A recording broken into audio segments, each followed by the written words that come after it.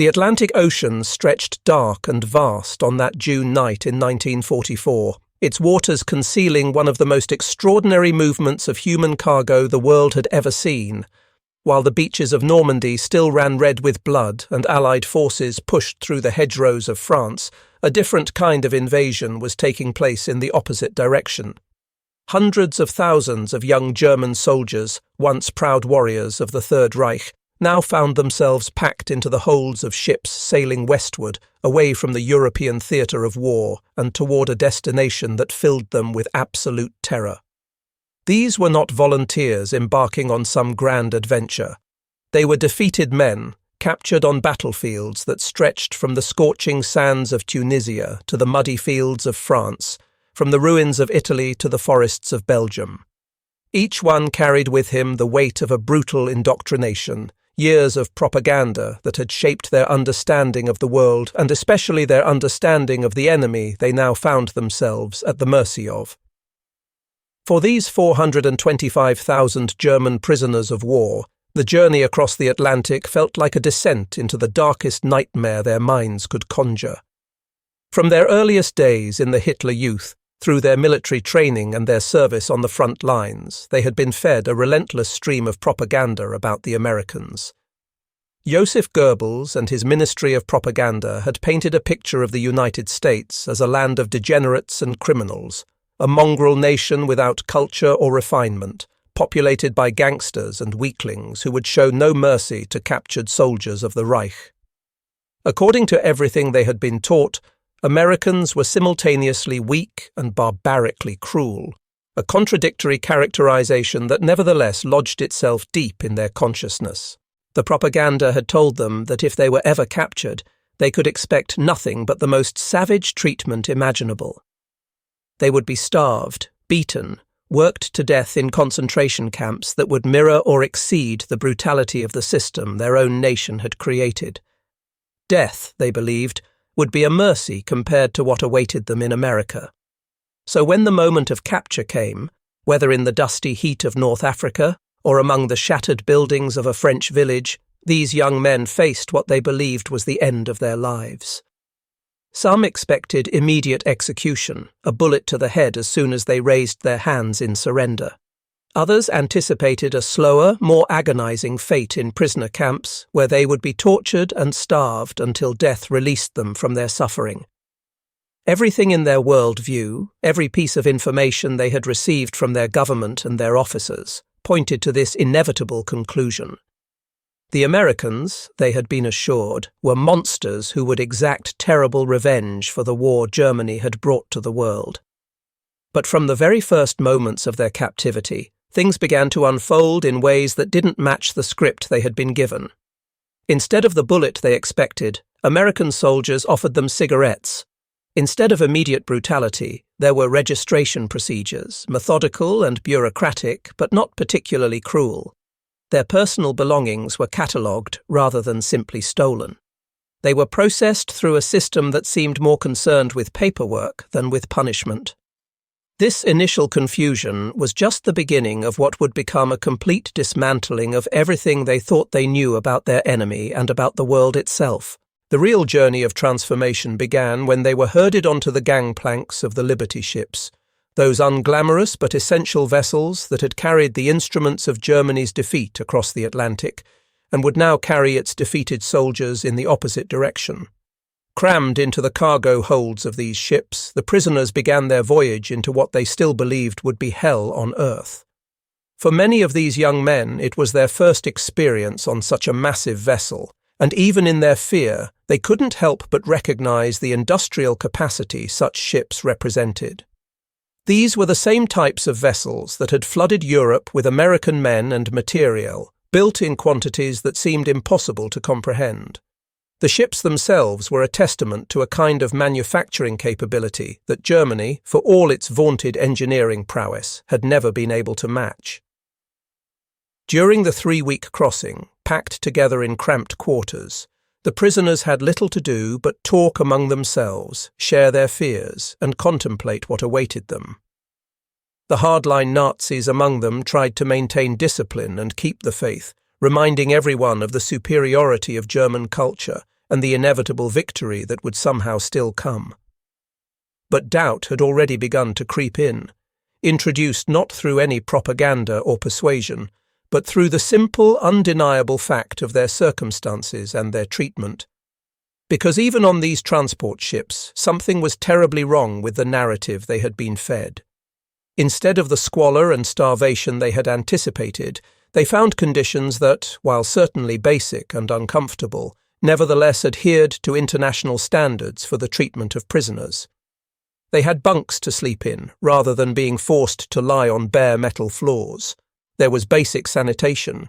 And then there was the food, which became the first massive crack in the edifice of their indoctrination. Back home in Germany, even before their capture, years of total war had meant severe rationing. Every scrap of bread, every potato, every bit of fat was precious and carefully controlled. Civilians went hungry. Soldiers in the field often subsisted on meagre rations. The entire nation had been on a starvation diet for years, tightening its belt in service of the war effort. But here, on these American ships, as prisoners who should by all rights be treated as less than human, they were being fed meals that seemed almost obscenely generous by the standards they knew. There was meat, not just on special occasions, but regularly. There were vegetables. There was bread, and not the sawdust-filled substitute bread they had known in Germany, but real bread. There was coffee, and it came with sugar, a luxury that had disappeared from German life years ago. The portions were not merely adequate but abundant, more food than many of them had seen in months or even years. One German soldier would later reflect that the luckiest day of his entire life was the day he was captured by the Americans, a statement that would have seemed insane to him just weeks earlier, but which now reflected a truth he was beginning to understand. As they sat in the holds of these ships, eating meals that seemed impossibly generous, the prisoners talked among themselves in hushed, confused tones. The most committed Nazis tried to rationalize what was happening. "This is a trick," they insisted. "The Americans are fattening us up before the slaughter, like livestock being prepared for market. It's psychological warfare, designed to make us weak and compliant before they show their true nature." But even as they offered these explanations, many of the prisoners found themselves unable to make the logic work. Why would a nation at war, fighting on multiple fronts across the globe, waste precious resources on feeding enemy prisoners so well? It made no sense within the framework of total war as they understood it. Every calorie given to a German prisoner was a calorie that could have gone to an American soldier or civilian. The very generosity of the treatment was illogical, inexplicable, and therefore deeply unsettling to men who had been raised to believe that every action in war served a strategic purpose. This humane treatment simply didn't fit the propaganda they had absorbed. It was a crack in the wall of their ideology, small perhaps, but significant. They had been told they were sailing toward a monster, but the monster's representatives seemed confusingly, almost disturbingly civil and generous. This sense of cognitive dissonance would intensify 1,000-fold when they finally caught their first glimpse of the American mainland. For many prisoners, that first sight came at night, and it was a sight that would be seared into their memories for the rest of their lives. As the transport ships pulled into ports like New York or Boston or Philadelphia, the prisoners crowded against whatever vantage points they could find, pressing their faces to portholes or standing on deck under guard, and they stared in complete, dumbfounded disbelief at what lay before them. The cities were blazing with light. Not the dim, carefully controlled lighting they might have expected, but a brilliant, almost defiant illumination that seemed to announce America's complete confidence in its own invulnerability. For years, every city in Germany had been subject to strict blackout regulations. As soon as darkness fell, all lights were extinguished, windows were covered with heavy curtains, and the cities plunged into complete darkness to hide from Allied bombers that prowled the night skies. Light had become a tactical liability, something to be feared and suppressed. German citizens had lived in darkness for years, stumbling through their own streets, risking accidents and injury, all to avoid giving enemy aircraft a target. But here, in the heart of the enemy nation, The cities glowed with an almost insolent brightness. Skyscrapers that stretched higher than anything most of these young Germans had ever seen were outlined in light, their windows glowing like stars brought down to earth. Streetlights mapped out the urban grid in precise, glowing lines. Neon signs advertised products and services in colours that seemed impossibly vibrant after years of wartime austerity. And everywhere, there were cars, their headlights creating rivers of light that flowed through the streets in an endless stream. The scale of it was overwhelming. This wasn't just a city that felt safe enough to leave its lights on. This was a civilization that was so completely untouched by the war, so supremely confident in its own security, that it didn't even consider dimming its lights. The message was unmistakable, even if it was never spoken aloud. America was saying, through the simple act of illumination, that it was so far beyond Germany's reach, so powerful and so secure, that it could advertise its presence to the world without fear. The psychological impact of this display on the prisoners was enormous. They had been fighting a war that had consumed their entire nation, that had demanded every sacrifice, that had plunged Germany into darkness, both literal and metaphorical. And here was their enemy, conducting the same war, fighting on even more fronts across an even wider geographic area, and yet still able to maintain a civilian life that seemed almost peacetime in its normalcy and abundance. But that spectacular nighttime arrival was only the beginning of their education. What came next was a journey that would systematically demolish every piece of propaganda they had ever absorbed, every assumption they had ever made about American weakness and decadence. The prisoners were loaded onto trains for transport to the various camps scattered across the American interior, and these train journeys became mobile classrooms in which they received an intensive, unavoidable education in the reality of American society. Peering out through the windows of these trains, often under minimal guard, the German prisoners began to conduct a silent, stunned survey of a civilization that bore no resemblance whatsoever to the one they had been told about. The infrastructure alone was staggering. They saw endless miles of telephone lines and electrical wires strung on pole after pole, creating a network of communication that blanketed the entire landscape. In Germany, such infrastructure existed primarily in the cities. Here it extended everywhere, into the smallest towns and the most rural areas. They saw roads that were paved and well maintained, not just major highways, but even secondary routes. And on those roads, they saw something that challenged one of their fundamental assumptions about American society. The roads were filled with cars, thousands upon thousands of private automobiles, each one representing a level of personal wealth that was simply inconceivable to most Germans. In the Reich, private car ownership was a luxury reserved for party officials and the wealthy elite. The Volkswagen, Hitler's promise of a car for every German, had never materialized except as a propaganda dream. Most Germans walked, used bicycles, or relied on public transportation. But here in America, it seemed like every family owned a car, and not just one standardized model, but a bewildering variety of makes and styles and colors. They saw farmers driving to town in pickup trucks. They saw housewives running errands in sedans. They saw young people cruising around in what appeared to be vehicles used purely for pleasure and recreation. The sheer diversity and abundance of automobile ownership was a direct rebuke to everything they had been told about American poverty and weakness. But it was the food that became the most powerful, most devastating challenge to their worldview. This theme would appear again and again in the letters these prisoners wrote home, in the memoirs they would later pen, in the conversations they had among themselves. The abundance of food in America was so extreme, so far beyond anything in their experience, that it felt almost like a hallucination, a dream that couldn't possibly be real. The guards on the trains, rather than withholding food or providing minimal rations, handed out meals that left the prisoners literally speechless with shock. There was soft white bread, a luxury that most of these young men hadn't seen in years. In Germany, bread was heavy, dark, often adulterated with sawdust or other fillers to stretch the limited grain supplies. But this American bread was light and soft and made from pure white flour, the kind of bread that had been reserved for special occasions in the old days before the war.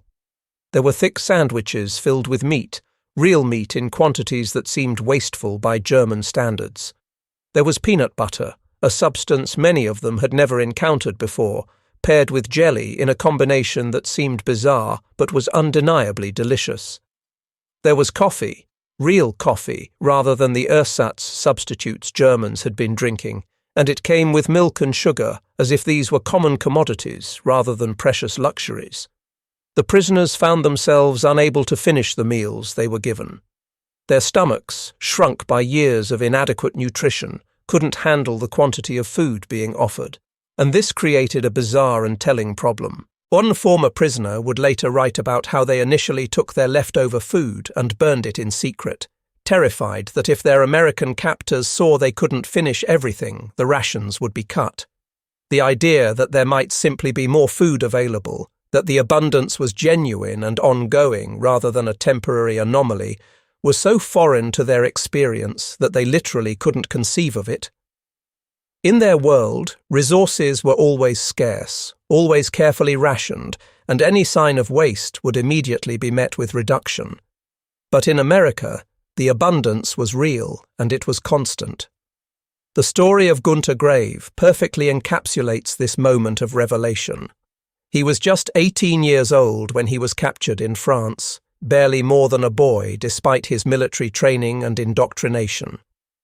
When he arrived at his first POW camp in America and was taken to the canteen, he found himself confronting what was, for him, a completely unprecedented situation. He stood there, a prisoner of war, a defeated enemy soldier, and he had to make a choice between buying an ice cream cone or a bottle of Coca-Cola. Both were available. Both were affordable with the small amount of camp script prisoners were given, and he could have both if he wanted.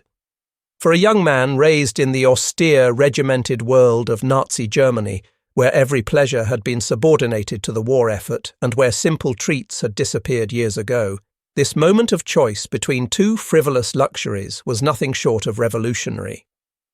He later wrote about it as one of the defining moments of his captivity, this simple act of standing in front of a store and deciding whether to have ice cream or a soft drink, and then realizing he could have both.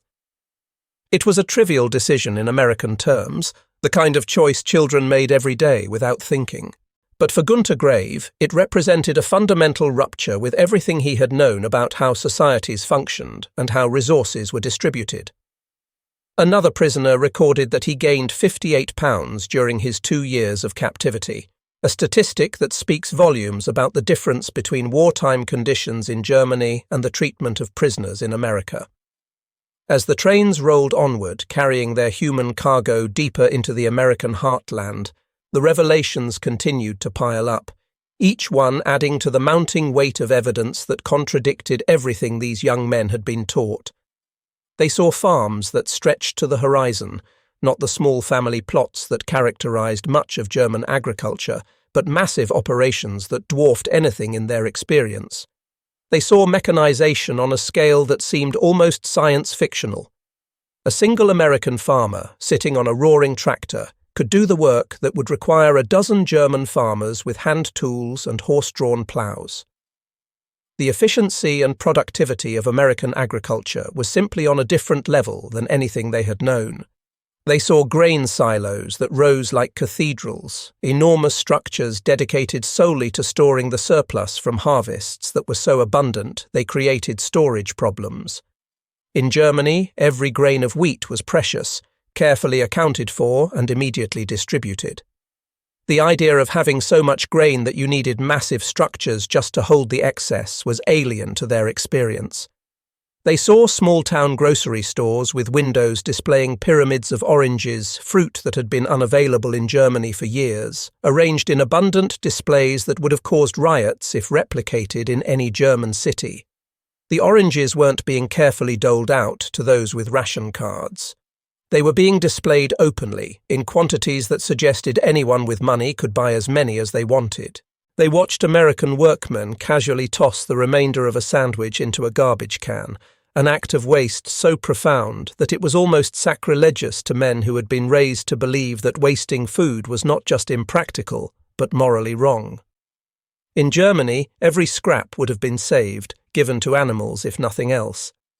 But here, surplus food was simply discarded without a second thought, because there was always more where that came from. This wasn't propaganda that could be dismissed or ignored. This wasn't a radio broadcast or a newsreel that might have been staged or manipulated. This was reality, unfolding hour after hour, mile after mile, as the trains carried them through the American landscape. The sheer brazen scale of American life hit them like a physical force, an overwhelming demonstration of productive capacity and wealth that made mockery of everything Goebbels had told them about American weakness. The United States wasn't merely strong in military terms, it was unbelievably, almost incomprehensibly rich. The lies about a collapsing, degenerate America couldn't survive contact with this undeniable reality. These young men had been prepared to fight. They had been trained to endure hardship. They had been indoctrinated to believe in the superiority of their culture and their system. But nothing in their education had prepared them to confront the simple, overwhelming abundance of American life. Their entire ideological framework had left them completely defenseless against something as simple as a chocolate bar or an ice cream cone. After days of this bewildering journey through a landscape of plenty, the prisoners finally arrived at their destinations, scattered among nearly 700 POW camps spread across 46 American states. From the desert heat of Texas to the frozen winters of Wisconsin, from rural Georgia to the mountains of Colorado, German prisoners found themselves distributed throughout the American heartland in a network of camps that represented one of the largest and most unusual prisoner operations in history. They arrived expecting horror, preparing themselves mentally for the nightmare they had been promised. What they found instead were facilities that were, for the most part, clean, orderly, and run with a surprising degree of humanity that continued to challenge their preconceptions. Most of these camps had been constructed to US Army standards rather than being makeshift prisons. They featured sturdy wooden barracks that provided real shelter from the elements. There were bunk beds with mattresses rather than bare floors. There were mess halls for eating and facilities for washing. This was not the barbed wire hell they had imagined, not the torture camp their propaganda had promised. Of course, these were still prisons. There were guards and fences and restrictions on movement, but the basic conditions were far better than what soldiers on the front lines often experienced, and infinitely better than what prisoners in German camps could expect. Life in these camps was regulated by the Geneva Convention, the international agreement governing the treatment of prisoners of war, and the American authorities, for the most part, followed these rules scrupulously. Whether this was out of genuine humanitarian concern, fear of retaliation against American prisoners held by Germany, or simply bureaucratic adherence to established protocols, the result was the same. German prisoners were treated according to international law rather than according to the hatred and vengeance that might have been expected. A typical day in a POW camp didn't begin with brutality or degradation, but with routine that would have been familiar to any soldier. German non-commissioned officers, allowed to maintain their rank structure within the camps, would rouse their men from sleep. There would be a morning roll call conducted by the Germans themselves under American supervision. They would march to breakfast in formation, maintaining the military discipline that was second nature to them.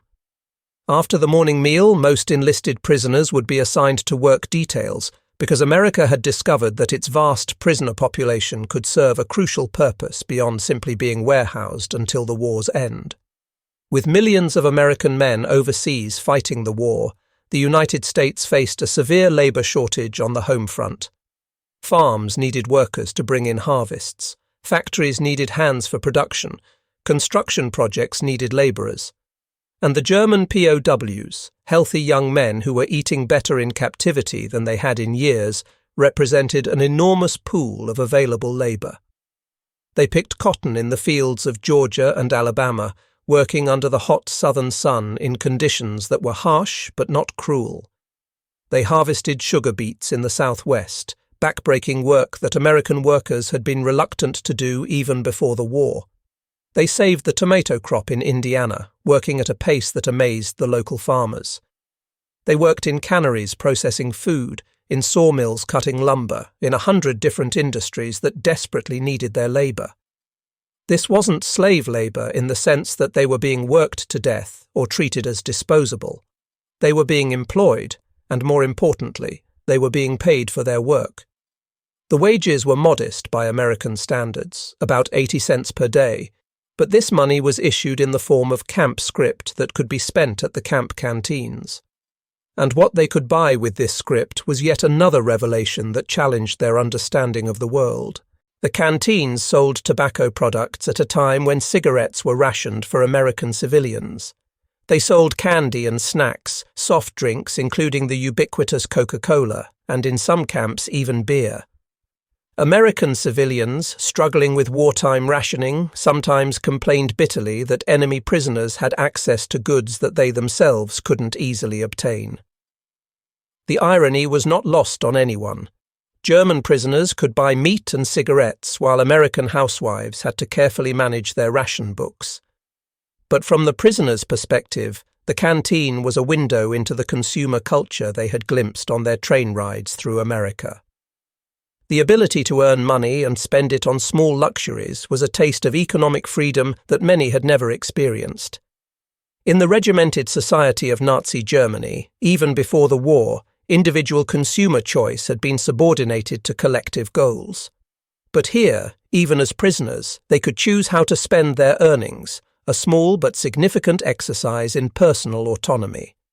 The work itself provided more than just pocket money for canteen purchases. It was a relief from the crushing boredom that afflicts all prisoners everywhere. It gave structure to their days and purpose to their existence. It allowed them to feel productive rather than merely warehoused. And perhaps most importantly, it brought them into direct contact with ordinary Americans, an interaction that would prove more subversive to their ideology than any formal propaganda campaign. But the prisoners didn't just work. The authorities permitted and even encouraged a surprisingly rich cultural and educational life within the camps. Most camps had soccer fields where fierce competitions took place, with different barracks or work details forming teams that played with all the intensity of international matches. Soccer was a connection to home, a familiar activity that provided both entertainment and a sense of normalcy. Theatres were constructed in many camps where prisoners could stage plays and musical performances. Germans have a deep cultural tradition in music and theatre, and this found expression even behind barbed wire. Orchestras were formed from musicians among the prisoners, performing classical works that reminded them of the culture they came from while demonstrating to their captors that Germans were not merely brutal soldiers, but bearers of a sophisticated cultural heritage. But the most transformative element of camp life, the program that would have the longest-lasting impact, was the educational initiative that American authorities carefully and quietly implemented. This was a subtle, secret, and remarkably ambitious attempt at what would later be called denazification, the process of removing Nazi ideology from the minds of those who had been indoctrinated into it. Officially called the Special Projects Division, this program was led by American university professors and intellectuals who understood that military victory over Germany would not be complete unless the ideas that had enabled Nazism were also defeated. They couldn't simply lecture the prisoners about the evils of their former beliefs. That would have been rejected immediately as enemy propaganda. Instead, they took a more subtle approach. They set up libraries in the camps and filled them with books that had been banned by the Nazis, works by German authors like Thomas Mann, who had fled the Reich, books that represented intellectual traditions that Nazism had tried to suppress. They distributed American magazines and catalogues, seemingly innocuous publications that nevertheless provided powerful visual evidence of the world outside the fences. A Sears Roebuck catalogue, with its hundreds of pages of consumer goods available to ordinary Americans, was more effective propaganda than any political tract could have been. They even created a German-language newspaper produced specifically for the prisoner audience.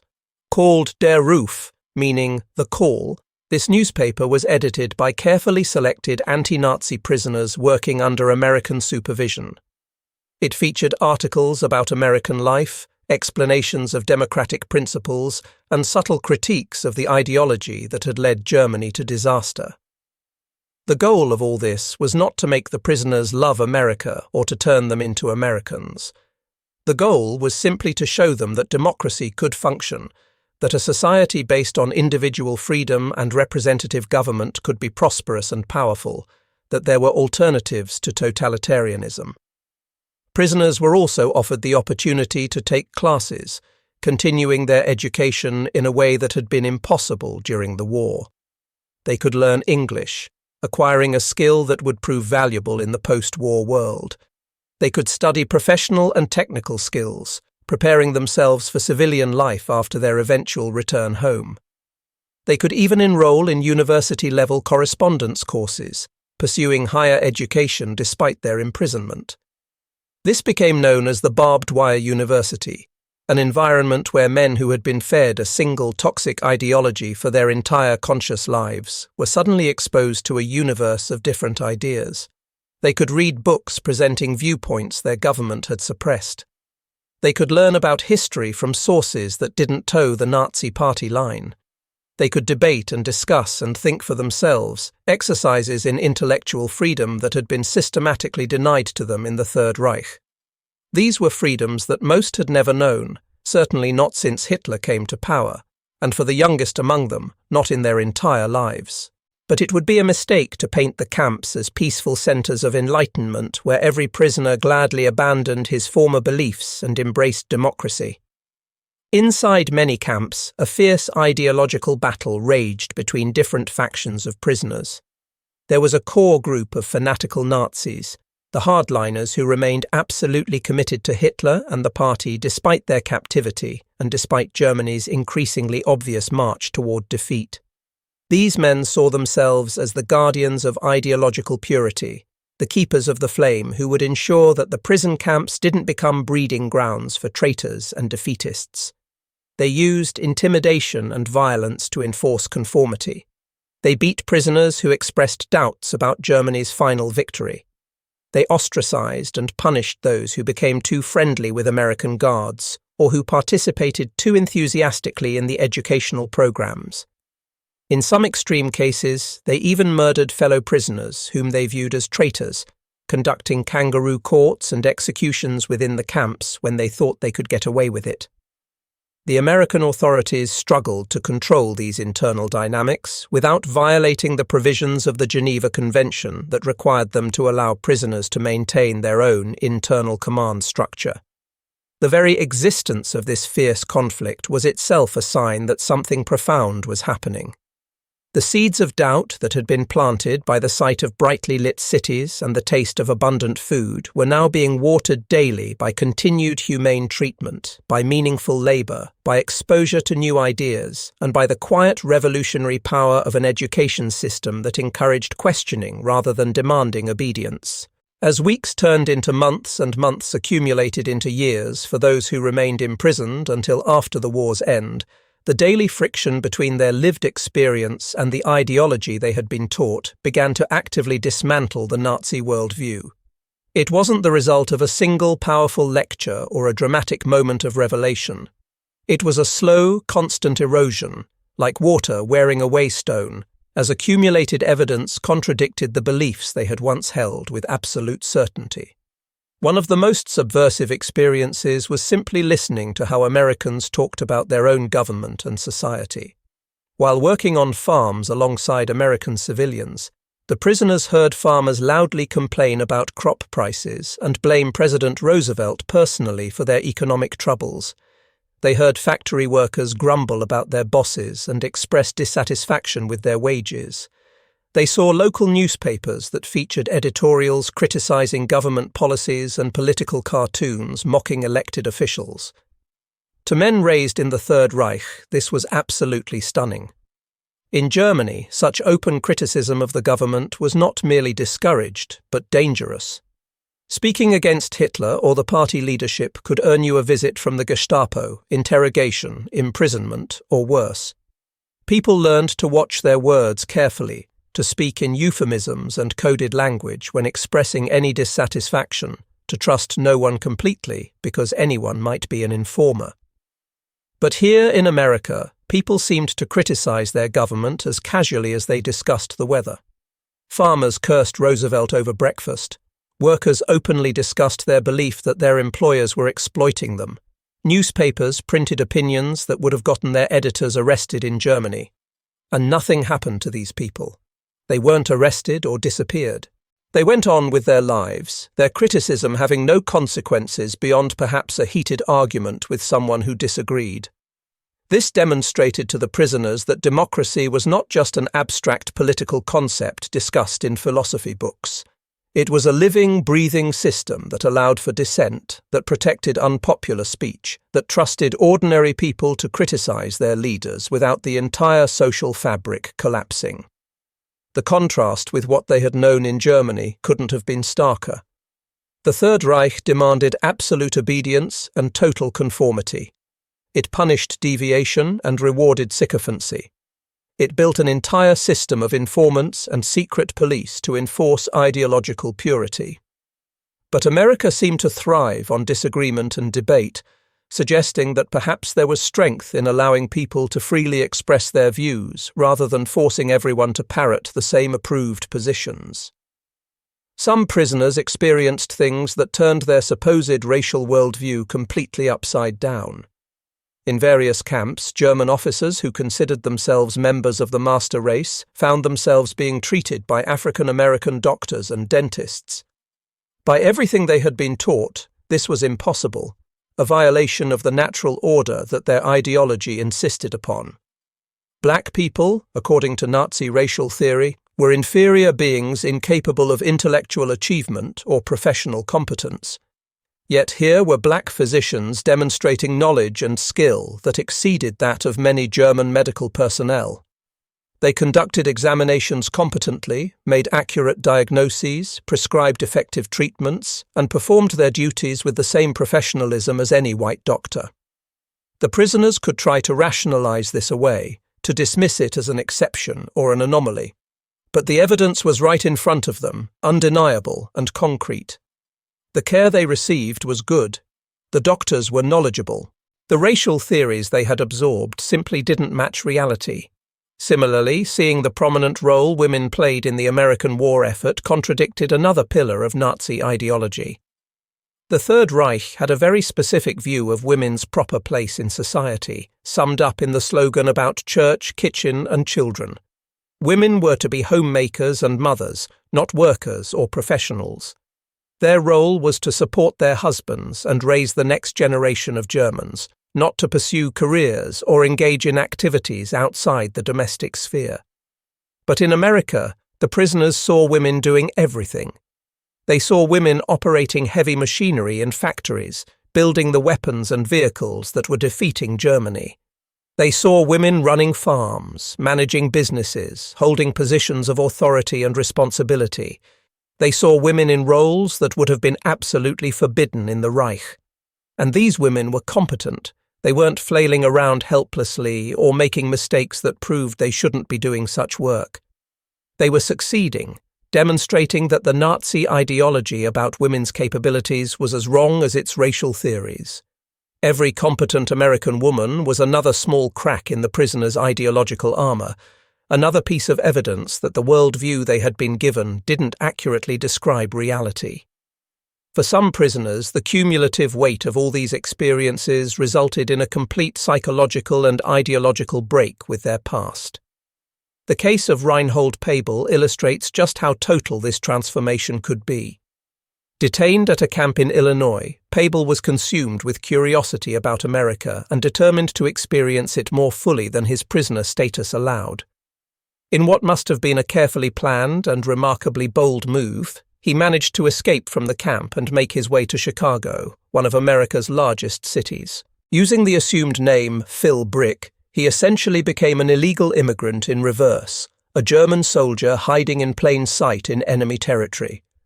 He got a job washing dishes, the kind of menial work that required no documentation and asked no questions. He saved his money carefully.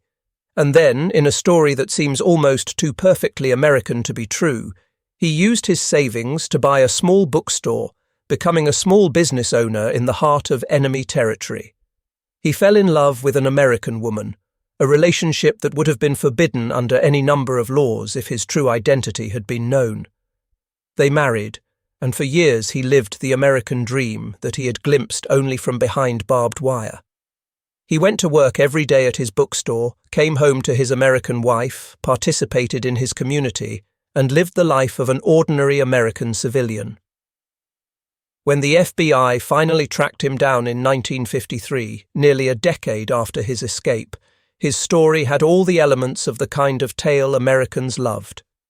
Here was an enemy soldier who had been so enchanted by America that he had risked everything to stay, who had worked hard and built a life, who had integrated himself so successfully into American society that he'd evaded detection for years. The public response was largely sympathetic rather than vengeful. After a brief deportation back to Germany to satisfy the legal requirements, he was allowed to return and immigrate legally to the United States, where he eventually wrote a book with a title that summed up what he had learned during his journey from enemy soldier to American immigrant. He called it "Enemies Are Human," a simple statement that challenged the dehumanization that makes war possible, and that his own nation's propaganda had relied upon so heavily. Even more dramatic was the story of Georg Gärtner, whose case represents perhaps the most extreme example of a prisoner's determination to remain in America rather than return to post-war Germany. As the war drew to its close in 1945, Gärtner faced a particular dilemma that affected many German prisoners. His home region was now under Soviet control, occupied by an army that had every reason to hate Germans after the brutal invasion of the Soviet Union and the atrocities committed there. The prospect of returning to a Soviet-controlled zone was terrifying. He had heard stories, whether accurate or exaggerated, of German prisoners being shipped to labor camps in Siberia, of summary executions, of systematic revenge for what Germany had done to Russia. Faced with the choice between staying in America illegally or being repatriated to an uncertain fate under Soviet control, Gärtner made a decision that would define the rest of his life. In September 1945, with other prisoners being processed for return to Germany, he simply slipped away from his camp in New Mexico and vanished into the vastness of America. He hopped a freight train like the hobos and wanderers of American mythology. He adopted a new identity, calling himself Dennis Wiles, a name generic enough to avoid drawing attention. And he began building a completely new life from scratch, with no documentation, no legal status, no safety net whatsoever. For 40 years, 4 entire decades, he lived in the shadows of American society, always looking over his shoulder, always careful never to draw too much attention, always aware that discovery could come at any moment.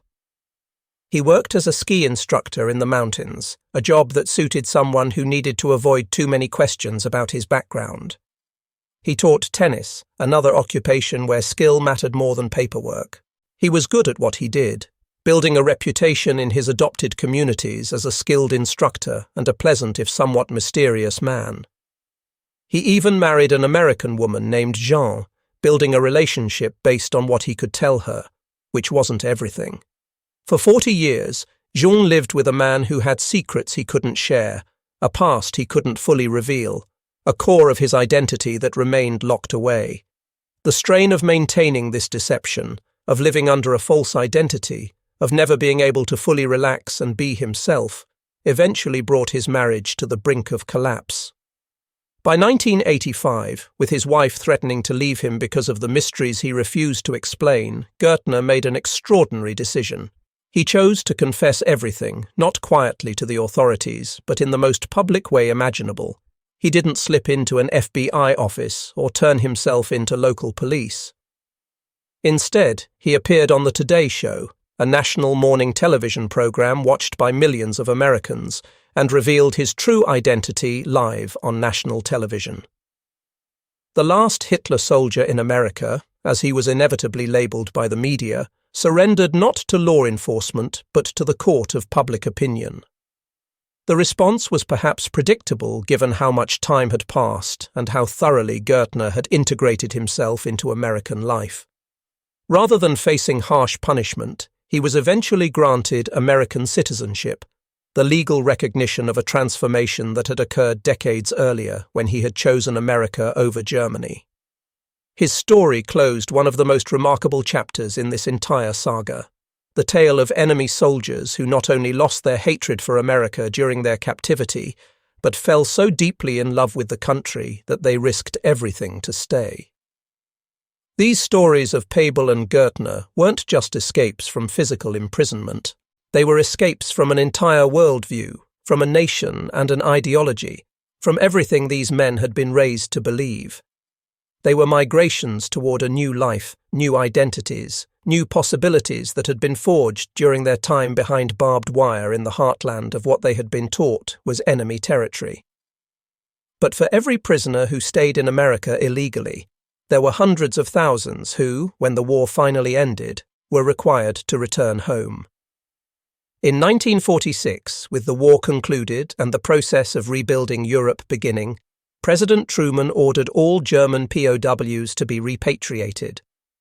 Regardless of their personal wishes or preferences, regardless of what they had learned or how they had changed, they were not permitted to remain in the United States.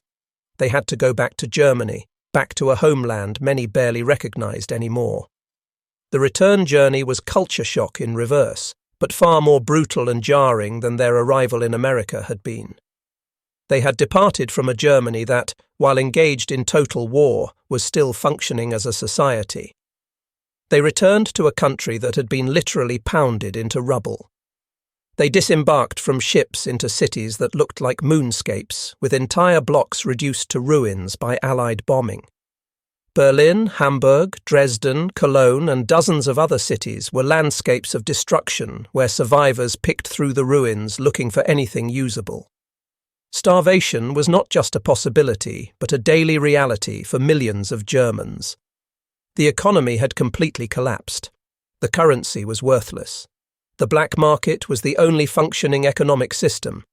Society had fragmented into desperate individuals and families focused solely on survival. Women and children and old men, the only populations that remained in many areas, struggled to find food and shelter and warmth amid the ruins. It was a vision of apocalypse, the final result of the total war that Germany had started and that had come home to roost with terrible vengeance. The contrast with what they had left behind in America could not have been more stark. For men who had spent years eating 3 meals a day, working regular jobs, playing soccer in their free time, and studying in clean, warm barracks, the return to this devastated landscape was profoundly traumatic. But these returning prisoners carried more than just memories of full stomachs and comfortable beds. They brought back skills that would prove crucial in rebuilding their shattered nation. The agricultural techniques they had learned on American farms, the exposure to mechanized farming and modern methods, became instrumental in rebuilding West Germany's agricultural sector. The work habits they had developed, the understanding of efficiency and productivity they had absorbed, contributed to what would later be called the Wirtschaftswunder, the economic miracle that saw West Germany rise from the ruins to become one of the world's most prosperous nations. But perhaps more importantly than any specific skill or technique, they brought back first-hand experience of how a democracy actually functioned. They had seen a society that could be prosperous without being totalitarian, that could be powerful without demanding absolute obedience, that could win a world war while still allowing its citizens to criticize the government and live with significant personal freedom. They had witnessed a system where people could disagree vehemently about politics without the secret police kicking down doors in the middle of the night. They had experienced, even as prisoners, more personal autonomy and freedom of thought than they had known as citizens of the Third Reich. These men became, in their own communities throughout Germany, quiet ambassadors for a different way of organizing society. They didn't necessarily become activists or politicians, though some did, but in conversations in beer halls and around dinner tables, in discussions with neighbors and family members, They could speak from personal experience about an alternative to totalitarianism. As Germany was divided and the Soviet Union imposed its own totalitarian system on the eastern portion of the country, these former prisoners became an important voice arguing for democracy and Western alignment in West Germany. They had seen both totalitarianism and democracy, and they knew from experience which one led to prosperity and freedom. The impact of their testimony, unofficial and informal as it was, should not be underestimated. When American and British authorities tried to implement formal denazification programs in post-war Germany, they often met with resistance and resentment. Germans were tired of being lectured to, tired of being told they had been wrong, tired of occupation authorities trying to re-educate them. But these returning POWs were different. They were fellow Germans, not foreign occupiers. They had fought for Germany, even if the cause had been wrong. Their testimony came from within the community rather than being imposed from outside, and it carried a weight that official propaganda never could. The results, when measured in surveys and studies conducted in the years after their return, were staggering. According to post-war polling, an incredible 74% of repatriated German prisoners expressed support for democratic principles, a percentage far higher than in the general German population. They had been converted not by lectures or coercion, but by experience, by the simple but powerful demonstration that democracy could work and could produce a society worth living in. And for many of these men, the pull of America remained strong even after they had been forced to return home. Though all the prisoners had to go back to Germany as a matter of policy, the historical records suggest that thousands of them, perhaps as many as 5,000, though exact numbers are difficult to verify, eventually found ways to legally immigrate to the United States in the years and decades following their repatriation. They had seen the American dream up close, had tasted it, had lived within it, even if only as prisoners, and they wanted to experience it again, this time as free men, as legal immigrants who could build lives and pursue opportunities in the land that had once been their enemy. Some came on student visas, using the education they had begun in the barbed wire universities to gain admission to American colleges and universities. Others came as skilled workers, their agricultural or technical expertise making them valuable additions to the American workforce. Still others came through marriage, having maintained correspondence with American women they had met during their captivity, or having formed connections through the various civilian organizations that worked with the POW camps. However they managed it, they were voting with their feet, choosing America over Germany, demonstrating through their choices which society they found more attractive and which system they believed offered better opportunities for themselves and their families. In the grand calculus of World War II, a conflict measured in millions of deaths and unimaginable destruction, the American POW program might seem like a minor footnote, a humanitarian gesture that was nice but ultimately insignificant compared to the battles and campaigns that actually won the war. But that assessment would miss something crucial about the nature of the conflict and its ultimate resolution. The war against Nazi Germany was not just a military struggle for territory and resources. It was also a clash of ideologies, a fundamental contest between different visions of how human societies should be organized and what values should guide them. The Nazis believed in racial hierarchy, in totalitarian control, in the subordination of the individual to the state, in the use of violence and intimidation to achieve social conformity. The Western Allies, for all their own flaws and contradictions, represented an alternative vision based on individual rights, democratic governance, and the belief that societies could be organized around consent rather than coercion. The military defeat of Germany was necessary to end the immediate threat that Nazism posed to the world. But defeating the German army didn't automatically defeat the ideas that had made Nazism possible. Those ideas lived in the minds of millions of Germans who had been raised in the Nazi system and knew nothing else. Changing those minds, demonstrating that there were better alternatives, was essential to preventing the same toxic ideology from rising again in the future.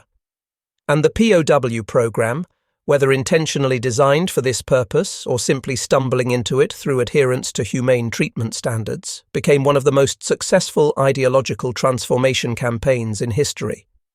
It worked not through coercion or brainwashing or forced re-education, though those elements existed in small measure in the formal educational programs. It worked primarily through simple exposure to an alternative way of life. The American authorities didn't have to convince the prisoners that democracy was superior to totalitarianism. They just had to show them democracy in action and let them draw their own conclusions. They didn't have to argue that a free society could be prosperous. They just had to let the prisoners see the abundance that freedom had produced and let them compare it to the scarcity they had known under Nazi economic management. They didn't have to lecture about the evils of propaganda and censorship. They just had to let the prisoners read uncensored newspapers and books and let them discover for themselves how much they had been lied to. The power of this approach lay in its authenticity and its undeniability. The prisoners could dismiss propaganda broadcasts and official statements as lies, but they couldn't dismiss the evidence of their own eyes and their own experiences. The food they ate was real. The cities they saw blazing with light were real. The Americans who casually criticized their own government without punishment were real. The African American doctors who competently treated their ailments were real. The women who ran farms and businesses were real. All of this was concrete, tangible, undeniable reality that contradicted the propaganda they had been fed their entire lives. And that reality was far more persuasive than any amount of argumentation or rhetoric could have been. The story ultimately demonstrates something profound about the nature of soft power in international relations. Military power, the hard power of bombs and bullets and tanks, can defeat an enemy's armed forces and occupy their territory. But it cannot by itself change minds or reshape cultures or transform ideologies. For that, you need soft power, the ability to attract and persuade rather than coerce, the capacity to make your system look appealing so that others want to emulate it rather than resist it. And America's greatest soft power asset has always been its way of life, the demonstration that a democratic free market society can produce prosperity and opportunity for ordinary people at a scale that rival systems cannot match. The German POWs encountered this soft power at its most basic and most effective level. They weren't being sold on abstract political theories or complex economic models. They were simply living, even as prisoners, in a society that functioned better and produced more abundance than the supposedly superior system they had come from. The message was simple and powerful and almost impossible to resist once you had experienced it. Maybe, just maybe, everything you were told was wrong. Maybe the enemy isn't the monster you were led to believe. Maybe there is a better way to organize society. Maybe individual freedom and democratic governance aren't signs of weakness, but sources of strength. Maybe the future doesn't belong to totalitarianism, but to liberty. These were revolutionary thoughts for young men raised in the Third Reich, thoughts that were dangerous to the ideology that had sent them to war.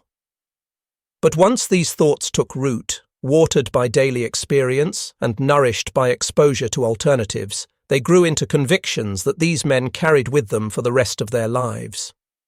When we consider the full scope of this story, from those first terrified moments of surrender on distant battlefields to the eventual immigration of thousands of former prisoners back to America as free men, we see a profound transformation taking place. These were not just individual conversions or personal changes of heart, though they were certainly that. This was a mass ideological shift affecting hundreds of thousands of people, accomplished not through force or coercion, but through the simple demonstration of a better alternative. The American POW camps became, almost accidentally, laboratories for social transformation, proving grounds for the proposition that exposure to democratic values and free market prosperity could counteract even the most intensive totalitarian indoctrination. The camps demonstrated that given the choice between ideology and abundance, between propaganda and reality, between the promises of totalitarianism and the demonstrated benefits of freedom, most people will eventually choose reality and freedom and abundance. This isn't to say that every German prisoner became a committed Democrat or that the program was universally successful. Some prisoners returned home as committed to Nazi ideology as ever, their beliefs somehow surviving even extended exposure to contrary evidence. Human beings have a remarkable capacity for cognitive dissonance, for maintaining beliefs even in the face of contradictory evidence, and some prisoners managed to rationalize away everything they experienced. But for the majority, the experience fundamentally altered their understanding of the world and their place in it. They had started their journey as believers in Nazi ideology, convinced of their own superiority and their enemy's weakness. They ended it as men who had seen behind the curtain, who knew from personal experience that the propaganda had been lies, who understood that the system they had fought for was inferior to the one they had fought against. This knowledge was transformative not just for them personally, but for Germany as a nation, because these men returned home and spread that knowledge, becoming agents of change within their own society. The victory that America won through its POW program was therefore not primarily a military victory, though the labor the prisoners provided certainly helped the war effort. It was a victory of ideas, a demonstration that the American system and the values it represented could win hearts and minds, even among those who had been most thoroughly indoctrinated against it. It was a victory accomplished not on battlefields, but in mess halls and work details, in camp libraries and soccer fields, in classrooms and canteens, in 1,000 small moments where reality contradicted propaganda and truth slowly eroded lies. It was a victory won one prisoner at a time, one meal at a time, one act of unexpected kindness at a time, accumulating over months and years into a transformation that affected hundreds of thousands of lives and helped shape the future of post-war Germany and Europe. In the end, the story of German POWs in America serves as a powerful reminder that even in the midst of total war, humanity and humane treatment matter. It demonstrates that how you treat your enemies can be as important as how you fight them, that winning the peace requires different tools than winning the war, and that the values a society claims to uphold must be demonstrated in action if they are to have any persuasive power. America's treatment of its German prisoners was far from perfect. There were incidents of abuse and mistreatment. There were camps where conditions were poor. There were failures to fully protect prisoners from violence perpetrated by other prisoners. But taken as a whole, the program represented a commitment to maintaining civilized standards even in wartime, to treating enemies as human beings who deserved basic dignity even as you fought to defeat them. This commitment was not purely altruistic. It served American interests by providing needed labor, by encouraging German soldiers to surrender rather than fight to the death, and by creating goodwill that would prove valuable in the post-war period. But regardless of the motivations, the effects were profound and lasting, shaping the attitudes and beliefs of men who would help rebuild Germany and who would, in many cases, become advocates for democracy and Western orientation in a divided post-war Europe. The legacy of this program extends far beyond the individuals directly affected by it. It helped establish precedents for the humane treatment of prisoners that influenced how future conflicts would be conducted. It demonstrated the power of soft power and cultural attraction in international relations, lessons that would inform American foreign policy throughout the Cold War and beyond. It showed that ideological transformation is possible but cannot be forced, that it requires sustained exposure to alternatives rather than coercion or re-education camps, that the best argument for a system is simply to let people experience it and judge for themselves. And perhaps most importantly, it stands as a testament to the power of ordinary decency in extraordinary circumstances. The American soldiers who offered cigarettes to prisoners who expected execution, the farmers who treated German workers with basic respect rather than hatred, the camp administrators who organized educational programs and recreational activities, the doctors and nurses who provided good medical care regardless of who their patients had been, all of these people were living out the values that their society claimed to represent. They were demonstrating through their daily actions that Americans were not the monsters that Nazi propaganda had described, that democracy was compatible with strength and prosperity, and that even enemies could be treated with dignity. The German prisoners noticed all of this, absorbed it, and carried it with them. They became living bridges between two worlds, having experienced both totalitarianism and democracy, both scarcity and abundance, both propaganda and truth. Their testimony, informal and unofficial as it was, proved more powerful than any number of official re-education programs could have been, precisely because it came from within their own ranks rather than being imposed from outside. These were not foreign occupiers telling Germans how they should think. These were fellow Germans, veterans who had fought for their country, sharing what they had learned through their own experiences. That made all the difference. So when we look back at World War II and ask what truly defeated Nazism, the answer cannot be limited to military victories alone. Yes, the Allied armies defeated German forces on the battlefield.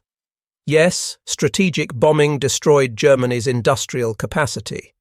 Yes, the eventual occupation of Germany prevented any immediate resurgence of the Nazi state. But the defeat of Nazi ideology, the transformation of German society from totalitarianism to democracy, required something more than military force. It required demonstrating that there was a better alternative, that democracy could work, that freedom was compatible with prosperity and strength.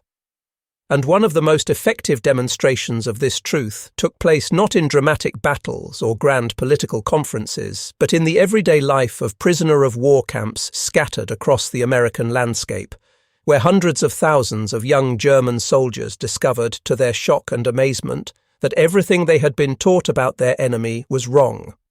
They had expected monsters and found human beings. They had expected cruelty and found, if not always kindness, at least basic decency and respect. They had expected weakness and found abundance. They had expected chaos and found a functioning democracy. These discoveries transformed them, and through them helped transform Germany itself. That transformation was one of America's greatest victories in the Second World War, a victory achieved not through superior firepower, but through the simple power of example, through living up to stated values even in the treatment of enemies, through the quiet but profound demonstration that a free society really can be the best society. The German POWs came to America as enemies and prisoners. Many left, if not as friends, then at least as men who had seen a better way of organizing human society and who would carry that knowledge with them for the rest of their lives. In that sense, America's greatest weapon against the Nazi worldview was not a new tank or a bigger bomb. It was simply its way of life, demonstrated clearly enough that even those most thoroughly indoctrinated against it could not help but see and understand, and eventually be transformed by what they saw.